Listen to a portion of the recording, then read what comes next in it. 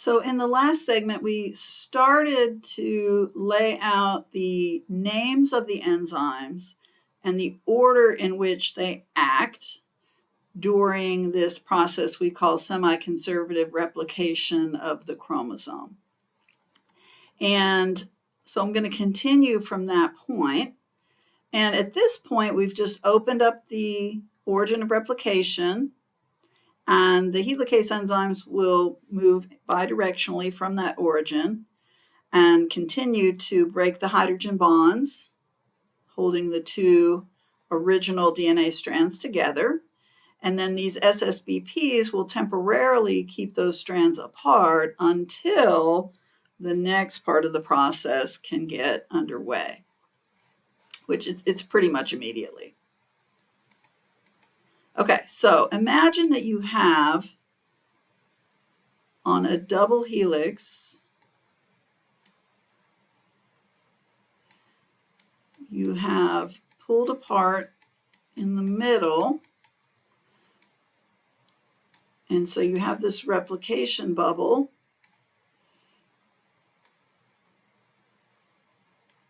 In the center here that I drew on the last slide as well. And so this part in the middle is what has been pulled apart. And so what we're going to look at, if we kind of divide this in half, change my color here. So what we have here, this part here is the replication bubble. And if we sort of divide this in, I put a box here, we're going to kind of zoom in on just that piece of it and look at what's happening right here. So one molecule of helicase is here and it's moving in this direction. And so that's what they're trying to show you on this slide. They're just showing you 1/2 of what we call that replication bubble. The other half would be exactly the same. It would just be flipped over going the other direction. So each of these halves of the replication bubble is called the replication fork, because where the two strands are pulled apart, that makes kind of a fork. And so we're going to look at just half of that original replication bubble at once. So that's what we're looking at in this diagram. So they're just zooming in on 1/2, one replication fork. Okay, so what's going to happen is the helicase continues to move and separate the two strands. And so we say that the replication fork is moving in this direction because that's where the helicase is moving. And at the first time snapshot, we can see that part of this green strand here and this green strand here, the green is going to represent the original DNA, and then the blue is the newly synthesized strand. And so what you can see here is that primase is going to build an RNA primer. Here it builds it in yellow. They're showing it in yellow. Here it's in yellow. So on both strands, there is going to be a primer built and then a new strand built in blue. But what's interesting is, remember that the fork is opening from left to right, this direction. But each new strand of DNA in blue has to be built from 5 to 3. There's no working around that. That's a limitation of the DNA polymerase enzyme. And so what that means is that the way they have oriented this particular picture is that on this strand here at the bottom, here's your primer, and then the new strand is built in this direction from 5, you can see where they marked the 5, and then to 3. So as it sort of turns the corner there, 5 to 3 on the bottom strand is actually going to go in the same direction as the way the fork is opening. So we would say that the bottom strand in this diagram is continuous continuous replication. So as long as the helicase stays a little bit ahead of the polymerase, both of those are moving in the same direction. The helicase unzipping the DNA and the polymerase building the new strand in blue. But the problem is on the other strand, because on the other strand, the primer is being laid down here, and the new strand has to be built from 5 to 3, so that means it has to go in this direction. So it has to be built in this direction, and yet the fork is opening in the opposite direction. And so that will happen. This little first segment here will build, and so I'm going to put a number 1 here. And when the helicase opens up the fork a little bit more, you still have that original piece right here. Here's piece 1, still there. But now another primer has to lay down and build the second piece. And when the second piece is built, it will actually crash into the primer from the first piece. And then again, the fork will open up in the other direction, and then there will be a third primer that has to be laid down, and that third blue segment will crash into the second segment, and so on and so forth. So on the top strand here, synthesis is going to be made in these little short segments, and that's called discontinuous. So discontinuous, it's a little bit of a misleading term. I mean, each segment is built in this sort of piecewise way, but ultimately by the end, everything will be joined together. But while it's being produced, while it's being made, it's very discontinuous. It's this piece is made, and then the second piece is made, and it crashes into the first piece, and then the third piece is made, and it crashes into the second piece. And so it has to be done in this very discontinuous way. So that the top strand, or whatever strand is being built in this very discontinuous way, that's typically called the lagging strand. And the strand that's being made in one nice long piece in the same direction as the fork is called the leading strand. So one strand is lagging, one strand is leading.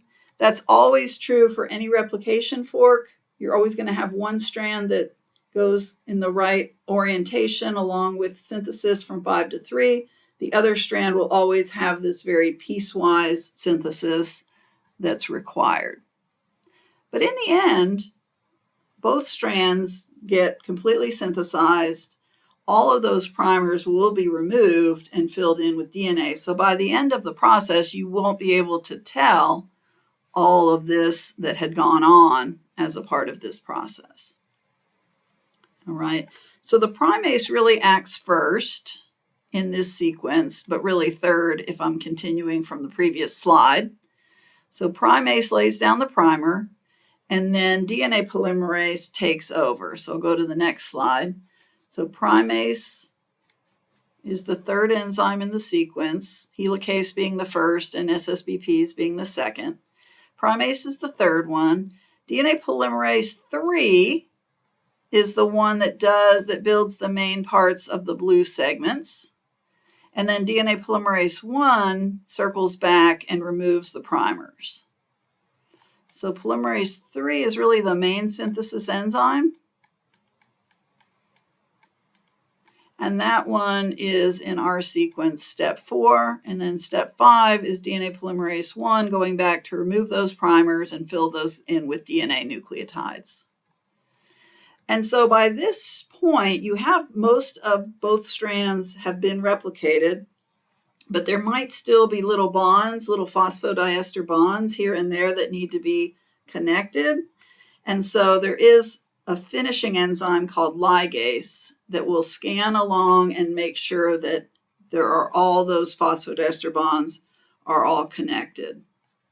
And so in the end, you end up with, for replication, you end up with a sequence of enzymes and proteins doing their function in a particular order. So I like this slide. It is from your book, but I like it because it summarizes it in order. First, helicase, then single-stranded binding proteins. Gyrase, we said, moves along the whole process, so I don't really try to put a number on that one. But primase comes next, it builds the primer. Polymerase 3 builds the main section of the new strands in DNA. Polymerase 1 circles back to remove the primers and fill those little sections in with DNA. And then ligase is that finishing enzyme that connects all the phosphodiester bonds that are maybe still not quite connected. So it's kind of the finishing enzyme. So by the time this is all finished, you have a dyad chromosome, or you have two circles if this is bacteria. And this process, you can't tell at the end how complicated this was. In fact, this process wouldn't need to be this complicated, except that DNA polymerase has so many limitations. So that is what requires some of these extra enzymes. But what I want you to know from this slide, I think the easiest thing to do is I highlighted this section here. This is what you need to memorize. You don't have to know the size of the molecules or how many of those molecules are in the cell, but you do need to know the enzyme name, what it does, and what order roughly those act in this process. And you will see some ordering questions on your post quiz. Okay, so in eukaryotes, the process is fundamentally the same. The one thing that does get a little more complicated is that the chromosomes, there's a lot more DNA in eukaryotes. But the basic enzymology, meaning what the enzymes are and what they do, is pretty similar. Because the chromosomes are linear, though, we're going to talk about a special case that happens right at the ends of chromosomes. The other thing is that linear chromosomes have more than one origin of replication, and that just makes things go faster.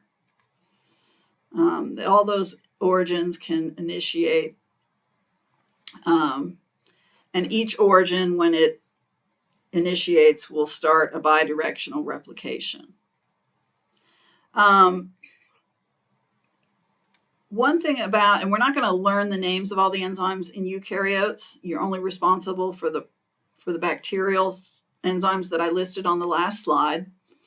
But there's a few differences. There's more polymerase enzymes in eukaryotes. I want to say there's like 20. Most of them are for repair. All right. The main replication polymerase is a group, is a complex of polymerase epsilon and delta. In bacteria, all the polymerases are given Roman numerals. We talked about polymerase 1 and polymerase 3. In eukaryotes, they're all given Greek letters. So that can be in future classes if they teach you the names of the polymerases in eukaryotes. They'll teach you these Greek names, so polymerase delta, polymerase epsilon. We're not going to worry about those. One thing is that the main thing we want to focus on in eukaryotes is thinking about what happens when chromosomes are linear. So that creates a little bit of a problem at the ends of the chromosomes. Eukaryotic chromosomes are linear, they have ends. Bacterial chromosomes are circular, they don't have ends. And so that's what we're going to consider next. So the ends of a eukaryotic chromosome are called the telomeres. The telomere. The centromere is the location of the chromosome at the center. The telomere are the two ends. So any chromatid has two telomeres. Any monad chromosome has two telomeres. So telomeres, when we look closely at them, what we have found is that they have a long section of repetitive DNA. In other words, there's like a GG, TT, TT, GG, TT, TT, GG, TT, TT, and on and on and on. This very recognizable repetitive DNA sequence that goes on for hundreds and hundreds of base pairs at the ends of every chromosome. And so it's kind of considered repetitive DNA is usually considered junk DNA. It's not usually not considered super valuable. So what happens in linear chromosomes is every time a cell divides, the chromosomes are replicated. But at the ends of the chromosomes, there is a problem such that the polymerase cannot replicate all the way to the very end of the chromosome. And so what happens is the little end piece of each chromosome has to get trimmed off. Now, this is just junk DNA, GG, TTTT, GG, TTTT, or whatever. But it gets trimmed off. A little bit of it gets trimmed off every time the cell divides. And it turns out that the shortening of the chromosomes is actually something that the cell kind of keeps track of, or we say it's a biological clock for the cell. And eventually, when the chromosomes reach a certain shortness of length, the cell will then initiate a cell death called apoptosis. Apoptosis is an intentional cell death, sometimes called cell suicide. And the number of cell divisions that a normal cell will undergo, it depends a bit on the tissue type, but most cells, depending on the tissue type, will go through somewhere between 30 and 50 cell divisions, 30 to 50 shortenings of the chromosomes before they initiate apoptosis. One thing that's true, though, is stem cells do not go through this process. White blood cells that are memory cells for your immune system do not undergo this process. And so there are a few cell types that don't do this, but most of your cells, most of your regular body cells will. And the number of cell divisions that a cell can undergo before it commits suicide is called the Hayflick limit. And that's named after Leonard Hayflick, who figured this out. And Leonard Hayflick was the professor of the professor who Dr. Mack worked for. So I tease her that she's the grand student of Dr. Hayflick instead of the grandchild, the grand student, because it was her boss's professor, her professor's professor. Anyway, so Leonard Hayflick figured this out. But there are some cells that don't do it, so that's kind of interesting. But let's first look at what the problem is at the chromosome ends. The problem with replication at the chromosome ends is, let's say that this chromosome has just been replicated.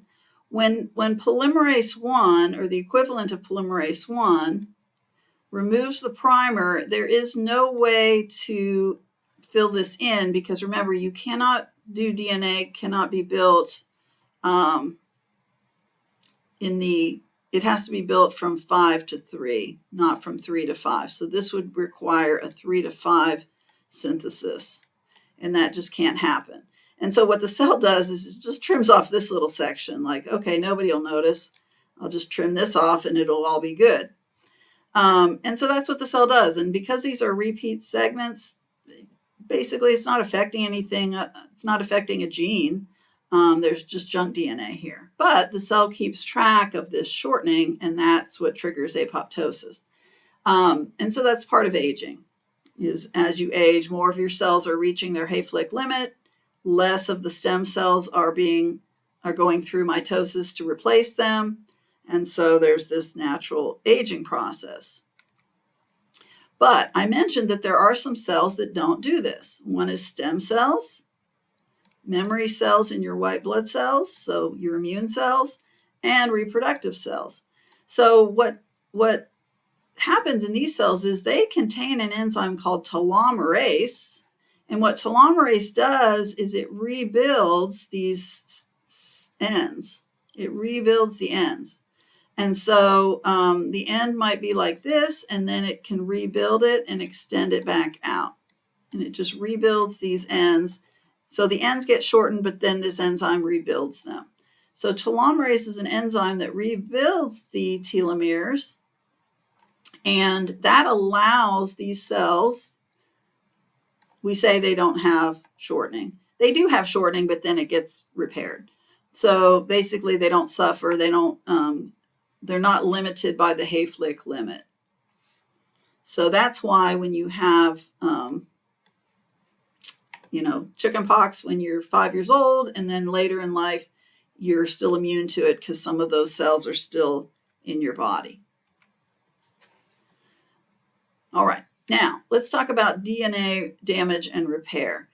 It turns out that DNA polymerase, although it has proofreading ability, the ability to turn backwards and make corrections, it's not perfect. It doesn't always correct its mistakes. So sometimes DNA polymerase sees an A in the template and it puts a G in the new strand, and that's a mismatch. It usually will then correct that, but not always. So there's a low level of errors that are put into the DNA during replication. And that's something you can't prevent. There's nothing you can do about that. DNA polymerase is just not perfect. However, there's also things that come from outside the cell. These are called mutagens.